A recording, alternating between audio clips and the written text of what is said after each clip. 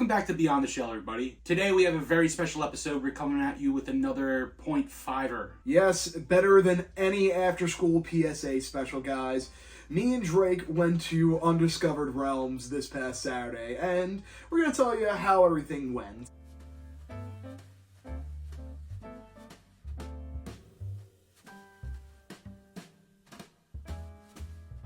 So Buddy and I headed to the Undiscovered Realm Con over in Westchester, New York. We had to hop on a few trains. Took us about 2 hours to get there, but the journey was worth it. We went bright and early at like 9 a.m. I kept forgetting how early it was. So it was pretty much like any con. I've only went to a handful of cons, but I've been trying to branch out more recently. But it's like any con that you've been to if you've been to one. There are vendors everywhere. There are special guests. Crazy! Vendors galore, cosplayers. Cosplayers, yes. Some of them interesting. Very interesting. Cons are definitely for a certain breed of people, I'd like to put it. I personally, I love them, but I would totally understand why it would be someone's personal nightmare. I saw someone dressed as some type of, I think it was like Broly or something, spilling a cheesesteak on the floor and like talking to themselves right outside the Nathans. So again, there's I'm kind of doing what I did to the South here. I don't want to set this up and make cons sound bad because cons are amazing. It's just you're always going to run to interesting people, interesting things. That's just the way the cookie crumbles. Mama always said I was special. So funny enough, as soon as we got off of the second train, we were kind of trying to figure out where the con was because it was being held in the Westchester County Center. We were looking around, we were trying to get an Uber there, and then all of a sudden, we see a group of people dressed as the Ninja Turtles. So me and Buddy were just like, oh, damn, I guess we'll just follow those people. Yeah, it was truly a sign, guys. I discovered the Undiscovered Realms Con, and a pretty bizarre story. I got to a show over at St. John's University a couple months back. Met Steve Levine, really awesome experience. Got some pretty cool comics, and one of them happened to be an issue of TMNT Adventures with the cover drawn by Jim Lawson. One of my favorite issues. It has Slash holding the world, and I said to myself, hey, I want to either get the CGC graded or signed by Jim Lawson. And who do you know happened to be at this con? Jim Lawson. So I guess that's a perfect moment to segue into special guests. We got the amazing opportunity to meet and talk to Turtles artist Jim Lawson. It was an absolute pleasure shooting this shit with him. Really cool, down-to-earth guy. And also, just an absolute legend. It's so crazy, being able to be such a big fan of someone's work and their artwork and their career, and then just being able to see them in physical form in person and just like, holy crap, this dude's a hero and he's just like you and me. He's just a homie. Jim was an utterly down-to-earth, humble guy. From the few times I've talked about Jim on this channel, guys, he is one of my favorite guys to come out of Mirage Studios. The guy has so many crazy and unique art styles. Jim was an insanely generous guy who legitimately signed a bunch of the stuff that I picked up from him. And I want to note real quickly, anyone who's at a signing, who's signing autographs could just kind of take a piss out of the whole thing. But every experience we had at this con was great, and everybody kind of took the time to talk to and really meet the people who were paying for their autographs. So, I thank Jim for that, and I thank everybody else who we later met. And Jim's wife also, who was very nice as well. Cool. So, the books that I picked up from Jim were a Walk Through Dinosaur Land. Guys, Jim Lawson's talents lie in motorcycle drawings, turtle drawings, and specifically dinosaur drawings. Jim is a huge fan of the dinosaur subgenre, so I was able to talk to him about a really cool comic that got me into it called Tyrant from Steve Bissett, who I think I mentioned a couple of times on the channel. And after that, I became a huge fan of dinosaur comics, so I needed every single dino comic Jim has worked on. And his work on Paleo is actually on Kevin Eastman's website with his signature on it for pretty cheap. I think about like $15, guys, and it's one of the best dinosaur comics I've ever read. Damn, dude. And this is just a really awesome, informative comic, and looking for it online is definitely going to be a little bit tricky, and I was very thankful that Jim had it on him, because when I saw it, I was like, I need to pick this up immediately. To get it in person and to get him to sign it right there on the, what is that, T-Rex or something? Or Carnosaurus? Yeah, Carnosaurus or... Because it looks like it has the horns. I don't know exactly. But dude, great cover, great dinos. Even has a little Fako turtle in this book. Yeah, John the Turtle, man.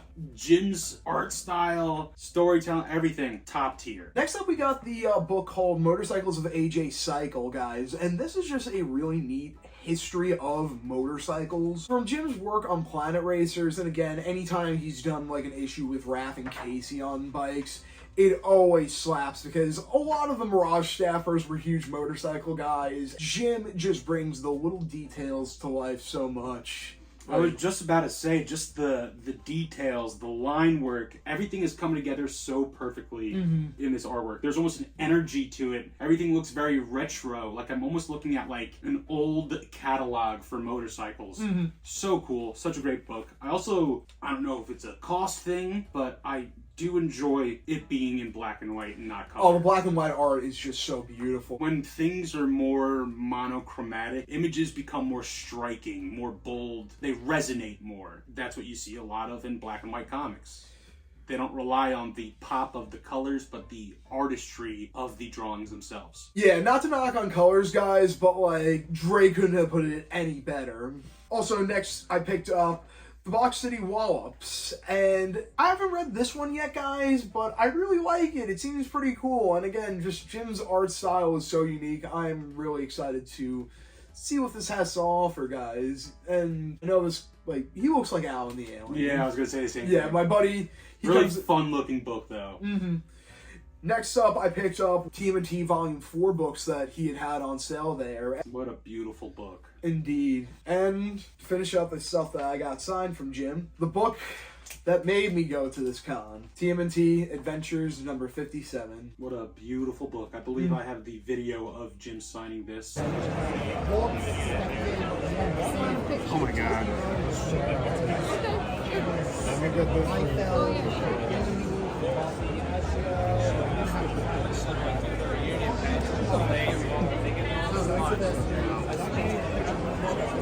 I love the TMNT Adventures books, and I was able to tell him, hey, I'm really happy that there is a ongoing continuation, which Jim was very cool. It was just a phenomenal experience, and a major shout out to Jim Lawson. And another Turtles legend who we were able to meet, and that would be Greg Abbey, the voice behind Raphael of the 2003 series. The 03 series was something that I grew up with. I knew Buddy grew up with too. Something we both held very fondly in our hearts. We were watching it since we were homunculi. Yeah, that was like almost in the source code and the DNA of our beings. I used to even have, like, my lunchbox was Ninja Turtles, my sleeping bag was Ninja Turtles, everything was Ninja Turtles or Power Rangers, you know. But it was just so cool being able to, again, meet a TMNT hero, Greg Abbey, shoot the shit with him a little bit. It was really nice because we got to talk to him a little more about the series. How was it working on the series? What was it like working with the other guys? And he had nothing but glaring reviews, nothing but amazing things to say. He loved working on the series. He loves the fans and how much they love the series. He was disappointed by the ending. Those later seasons are very subject to criticism, but again, I think he can look back on it and at least be like, hey, I at least did it with a great crew of people who I'm very thankful to have had in my life at the end of the day. The series kind of just jumps to fast forward and then go back afterwards to just like finish off the story a little bit. And it's just like, what the hell was any of that? They took such a peak show and then just shat on it at the end. But Greg also did mention how much he loved working on Turtles Forever and how much he would love for something like that to happen again. He even said, hey, I feel like it's been long enough. There has been so many more iterations of the Turtles. There's been Rise. There's been Mutant Mayhem. It was also really cool too because when we were talking to Greg about the series, he even switched over to do his Raph voice for a little bit and shot out a couple lines, and it was just like, holy crap. I could perfectly envision Raph saying these lines as Greg was saying it in person. But yeah, meeting and talking to Greg was awesome. We also got to see Walter Jones. Sadly, we didn't meet him or talk to him. I didn't want to spend a bunch of money getting a signature and wait on a whole big line, but it was just really cool to just see him in person. But just the way that he interacted with the fans seemed like such a good guy. So, now on to the meat and potatoes of the video, our haul. Other than the delicious Nathans that we got. We got a Nathan's.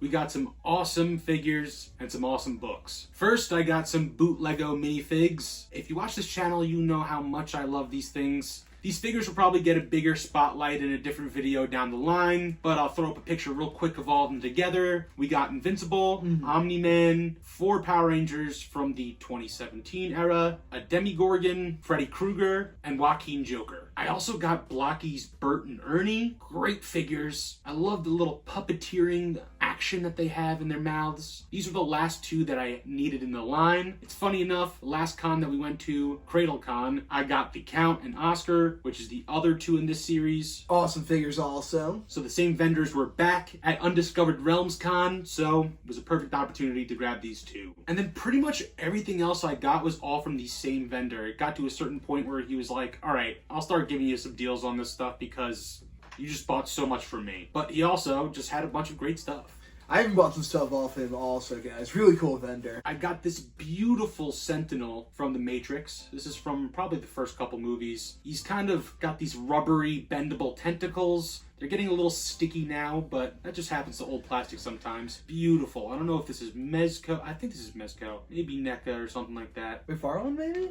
Possibly McFarlane, but I think it may be. It's definitely McFarlane or like Mezco or something. Beautiful. Here is one of my favorite scores. This is kind of in the anime realm of Turtles. We've got Ninja Shooter, Michelangelo. Could be Ball Shooter, Ninja Shooter. You put a marble in his belly and he shoots it out. Sadly, he doesn't have a marble, but the figure is all chrome and it's beautiful. Couldn't leave him behind. So Drake, does that mean he has lost his marble? Indeed. Keeping up that anime theme, I got Super Mutants Michelangelo. I only have Leonardo, now I have the 2. You know what that means? I gotta get the other 2 as well to complete the brothers. Turtles, you have to complete a set, man. Beautiful figure. I love the crazy proportions and designs for these figures. Got this guy for a great price and he even has one of his weapons. I've also been really big into collecting O-ring figures recently, so as soon as I saw this Goro, I needed to grab him. I've been grabbing a bunch of these G.I. Joe styled Mortal Kombat figures from the movies. They are creme de la creme. Goro is sadly missing his ponytail, but he's still beautiful, great condition, great price. Had to get him. Well, before the show, I mentioned that I sadly didn't have a Bebop or a Casey Jones from the original line. I don't know why. I feel like it's a sin as a collector for me not to have them. I have a bunch of variants, but I don't have such key figures. So I luckily was able to find, well, Buddy was able to find, a vintage Bebop,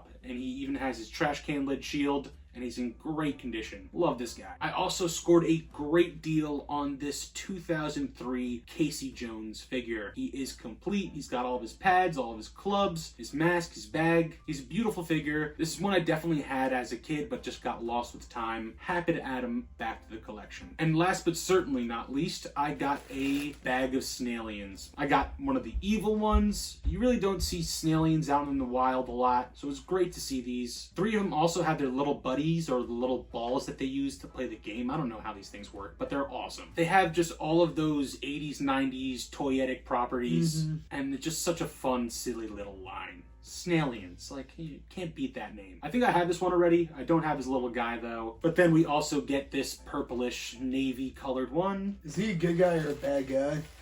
And then this red colored one. So the red, navy, like purple guy, and the green guy, these are all good guys. You can tell because they're the yellow slug people. And then he is a bad guy because he's a purple slug guy. He also just looks a lot scarier. And his little parasite is cooler in my opinion. Okay, buddy, what did you get? Let's take a look at what you got, buddy. So some of the figures that I picked up at the con from the same vendor that Drake picked up most of his stuff. Starting off with a pretty awesome General Trag. I got it for about like 25 bucks for like 2, and the other figure that I got in the bundle was this Triceraton figure. Again, one of my favorites of the 87 line, guys. Just all the little details and stuff. Even the rats are a little reference to Zog from the Mirage comics, which is one of my favorite things about the figure. Why is it a nod? What does Zog do with those rats? Zog eats the rats. So unfortunately, I wasn't able to find too many Gru the Wanderer comics, but I was able to find a pretty cool comic in Green Lantern, Silver Surfer. And this is a pretty fun crossover where you have Kyle Rayner meet freaking Terrax and Thanos, and then you have Silver Surfer meet Cyborg, Superman, and Parallax. And it's a pretty fun story. Both the characters have some pretty similar parallels, and I think it makes for a pretty entertaining story at the end of the day. And having both of them fight amongst each other is always fun. One of the vendors who I'm pretty good friends with, Steve, I picked up TMNT The Last Run last year's cover by Gavin Smith. I also picked up a pretty awesome Usagi figure from him, which is a really cool, like, 12-incher or what have you, and it's really nice. Next up, I got a Shredder in Hell Kevin Eastman variant cover, and this is a pretty awesome story by Matteo Santaluco, and guys, I am really looking forward to the new Shredder series, all by him coming out pretty soon. I think around the fall, if I'm correct. Next up, I got the Leonardo Micro Series issue from IDW. Just a really fun story about Leonardo having to fight off the Foot Clan, and it is just... Buddy, you'll see it in the edit, but careful with those comics. You keep blinding me with the light, dude. Oh my god. It's like, yeah, you keep doing it. You keep doing it. Stop moving those comics there in the lap. It is just a phenomenal issue, and Drake, do you have anything to say? Gotta love Leo. He's the best turtle. And last up, I got a pretty cool micro comic, which is just basically one big ad for all the upcoming 2012 figures that were coming out back in the day. And I think this was supposed to be a prequel to like an old stop motion that came out back in the day to promote the 2012 figure line. You can probably tell that they're the figures used for the stop motion because all their joints are kind of extended outwards more so that the animators can get a higher range of motion out of these figures. Next up, I got a literal holy grail in this pretty awesome little TMNT mug from Steve, which, oh my god, guys, I got a Mikey Bowl recently at CradleCon, and that was one of my favorite pickups, and this, I love the OG art, like, just the brown swords. I love that silly little detail, guys. And again, just classic art of, like, the 87 series. Kind of sucks Donnie ain't on there, but still, like, really freaking awesome pickup. Well, Donnie's the worst turtle. If you're gonna cut someone, cut Donnie. Why would you want to get rid of any turtle, man? Dude. I'm not saying that. I'm just saying if you had to, get rid of Donnie. Why would you want any of them to die, dude? I'm not. That's not what I said. You're a masochist. I got a Jag War and a Napoleon Bonafrog figure from my buddy Kent. Both really awesome figures. I'm a huge fan of the Archie adventure books featuring Jaguar. So, to also finish off this episode, we thought it'd be an interesting idea to just show a little bit of a haul of some recent Turtle stuff we got. I was really happy to add Mutaforce Leo to my collection. This is basically Exo Squad meets Ninja Turtles. Gotta love that. Turtle Hammer 40K. I got Road Ready Splinter. I was so happy to find one with all of his stickers. Great condition. It's a silly little Splinter driving the turtle van, and then just turns into an extremely chonky Splinter figure. A beefcake of enormous proportions and destruction. A really cool figure with a satisfying transformation. You know, most of the other Road Ready Mutations figures are like a fire truck or An ambulance? That sucks. Give me the turtle van. This thing has like a little bit of heft to it too. Next, I got the micro playset of Raphael from the third movie. This transforms into a feudal castle from Japan. Beautiful figure, even though his turtle baby face is so derpy. At least Toka looked like a normal baby snapping turtle. This just looks like some weird abomination Muppet thing. It's beautiful though. Drake, that's an insult to Kermit, dude. He looks like a Cabbage Patch Kid. To beef out my 03 line, I got a Gunner Foot Soldier. I think that's the name. And then we have this head-swapping Foot Clan member from the 03 line, which is beautiful. Showcases that, again, these Foot Clan members are robots. Usually when I see these figures, their arms are ripped off. He's missing one of the heads. So it's really nice to get this figure, have a really nice robot, and a really cool Foot Clan member. Great figure. I'm also trying to bulk out my next mutation line, so I got Mikey and Raph. Sadly, they're missing their belts, but again, I need all 4 turtles. I only have Leo, just need Donnie. Again, trying to fill out more turtles teams. I got the 07 Donnie and Mikey. Beautiful sculpts, great figures. I have Leo, of course, and in that same lot, I've got one of the bad guys, one of the stone protector monster hunter guys. That worked with, like, Winters. Like, I think it's the one that was voiced by Kevin Michael Richardson, I'm pretty sure. Yeah, I think his name was, like, Aquila, something like that. Really cool figure, though. I think I have some of the other monsters and some of his brothers somewhere. And then last, but certainly not least, I finally got my filthy mitts on Captain Kirk Leo. I mentioned in the crossover episode that this was a figure I really, really wanted to get. So happy to get him for a great price, great condition. I love the way that they're able to mash the 2 outfits together. All right, that pretty much wraps up for what I got. I mean, I could probably keep going on, but buddy, what do you get? What's some stuff you got, buddy? Well, the one that I've been holding here for a little bit, guys, has been the Sewer Serpent Mike from Super 7s, and it is just such a phenomenal reproduction of the classic figure, which is one of my favorites.